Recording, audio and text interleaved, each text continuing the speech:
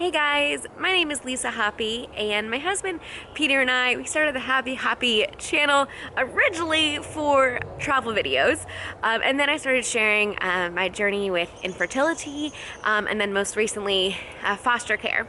When I had been filming a week after our first placement of 2 years got reunified with their parents, and when I was filming that video, I opened up and I started sharing about infertility, but I decided to make that a separate video. So that's a clip that you are about to watch. 1 in 8 women suffer with infertility, and I am just one of them. And coming up at the end of April is National Infertility Awareness, and so I wanted to make this a separate video for those moments when you're questioning, why, God? Why? Have you guys seen Chosen yet? In season 3, there is a scene with little James, and he is coming to Jesus, and he's laying like, Jesus, you can see that I have this limp, and I've seen you heal all these other people. Why haven't you healed me yet? As we have been walking through this reunification process, the insecurities and the emotions of infertility have popped up again. And I, want to be a mom, and I was a mom for over 2 years to these 3 kids. I want to be a mom, and so I'm like, God, why didn't you just, allow me to be a mom when I wanted to be a mom?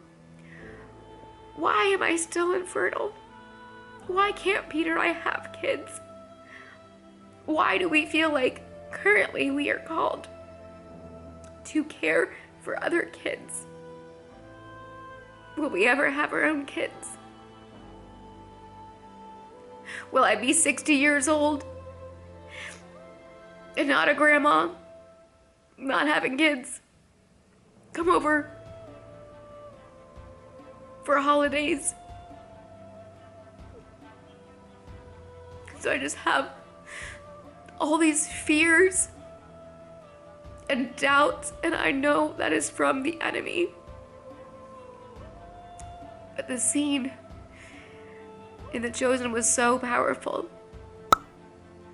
A lot of it is based on the Bible, and a lot of it they take creative liberties on what could have happened. And so this is a what could have happened scenario. In this, Jesus looked at little James and he said, in my power, I could heal you right now. But more people will be able to know me because of your weakness. And he said Jesus said only special people get this mission or something like that. That you do miracles. And that's a good story. But there are already dozens who can tell that story. And there will be hundreds more, even thousands. But think of the story that you have, especially in this journey to come, if I don't heal you. To know how to proclaim that you still praise God in spite of this. To know how to focus on all that matters, so much more than the body. To show people that you can be patient with your suffering here on earth because you know you'll spend eternity with no suffering. Not everyone can understand that. How many people do you think the Father and I trust this with? Not many. It just really struck me because, of course, I wonder, God, why?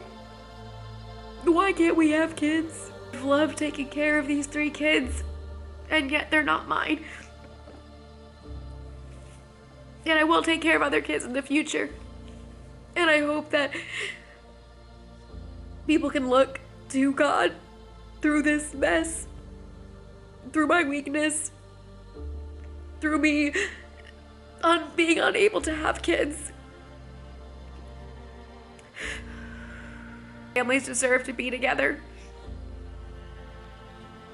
unfortunately, there's a lot of generational trauma.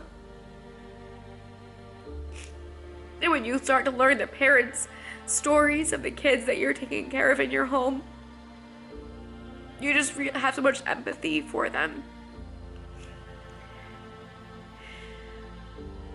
And I just feel like right now, this is what God is calling us to do. And so, anyways, that was a really encouraging scene. If you've not already watched season 3 of The Chosen, definitely encourage you to go watch it. I don't pretend to be God. His ways are so much higher than mine. I don't pretend to know, but maybe God has given me infertility so that our home can be open to taking care of children and giving them a safe place until they can safely go home with their parents. And when you discover yourself finding true strength because of your weakness, and when you do great things in my name, in spite of this, the impact will last for generations. So I think about it that way, and look at my temporary pain with an eternal light. It makes it easier to walk through. It's still difficult, don't get me wrong, but it definitely makes it easier. So I hope that is encouraging to you to think about, and whatever you might be suffering or going through, I want to encourage you to look to God. He will be right there for you if you just reach out to him. I hope that was encouraging for you. And I recently listened to a sermon, and in it was talking about what area of your life are you trying to control the most, because it may just show where you are trusting God the least. And that was super convicting for me, because I have definitely tried to control when we have kids, the timing of everything, and yet it's just showing that I'm not trusting God in that area. This reunification process, yes, it was super scary. And when I shared last time, we were just a week out from reunification, and now we're like 2.5 weeks out. We recently have to see the kids for Easter. That was really awesome that the parents invited us to come with them.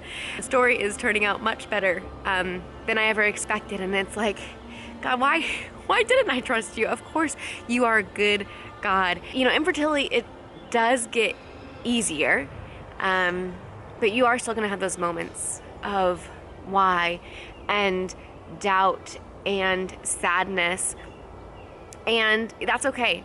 Cry out to God with all those emotions, because he cares for you. Over time, I've been able to get to the point where I'm able to say that I am thankful for my infertility, because in my weakness, my faith has been able to grow. So I hope that this video encourages you. Subscribe if you are not already, and we will be sharing more videos here on this channel of infertility, foster care, and also some more travel videos. All right, see you guys. Have a good day.